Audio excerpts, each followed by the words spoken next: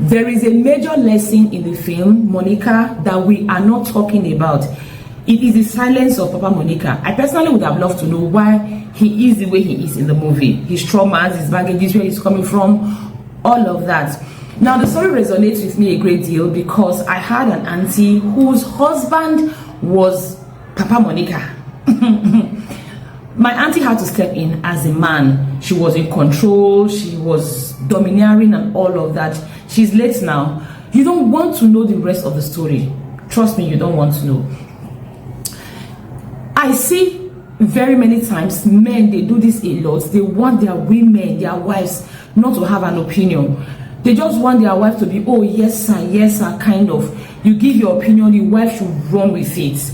I always sit back and wonder, are you all wise? Are you all intelligent? Because I know that as a human being, no matter how intelligent you are, you cannot do everything. I've seen this happen in many families. When the woman has an opinion, the woman becomes stubborn. She becomes rude. She becomes a lot of names get to come in simply because she has an opinion. Again, as a man, are you all wise?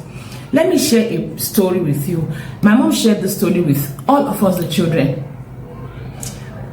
The first time when my mom started working, because my mom and my dad, both of them, they retired as civil servants. So when my mom got into the civil service, she didn't have a lot of experience. She met one of her colleagues and the woman told her, because I know there was also some civil servants, they are corrupt, they build their houses, they got properties through corruption and all of that. That wasn't the case of my parents. My parents have always been upright. And apart from being upright, my mom was a confidential secretary. So you know the position. So it was not a position that money was passing through. So there is no way she would have been corrupt even if she wasn't upright.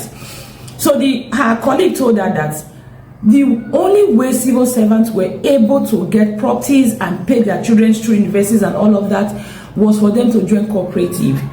So they join cooperative. At the end of the month, your salary is debited automatically. You are not going to write debit me. So once you join the cooperative, when your salary is about to be paid, it's debited.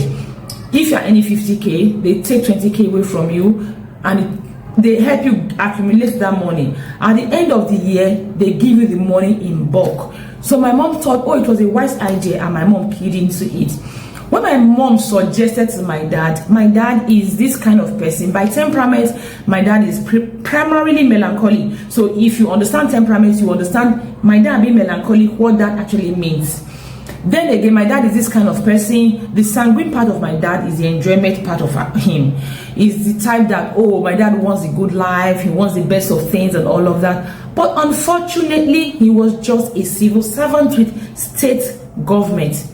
So when my mom suggested that to my dad didn't quite like it. Oh, you want to be a landlady and all of that. But my mom insisted. What did she do? My mom went to tell my dad's mentor. And the man didn't see any reason why my dad would kick against it. So my dad, the man even sold a portion of his land where he built his house to my dad. And that was how my mom and my dad started building. And they were able, so my dad also joined this cooperative in his own establishment. So at the end of the year, my dad gets a bulk money, my mom gets a bulk money. They put it together and they go and start something or add to what they have started to. That is why we have a family house till today in Benin City, where both of them worked all their life, all their active life. Now imagine if my mom was a yes sir, don't move kind of a wife. What would have happened?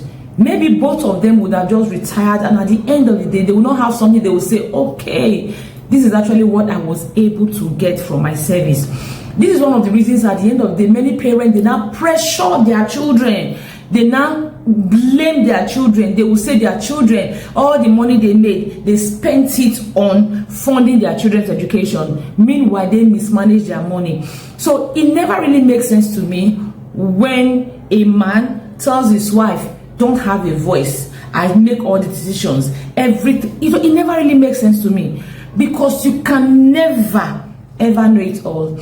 I can go on and on giving examples of people whose men especially, whose lives became better because they listened to their wives. I know this story is Mama Monica. It's actually the flip side. Mama Monica being the one not listening, or the husband not having a voice.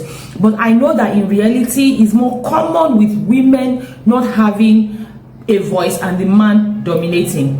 And I want to say to you as a man listening to me and watching this video, you don't know it all. You can never know it all.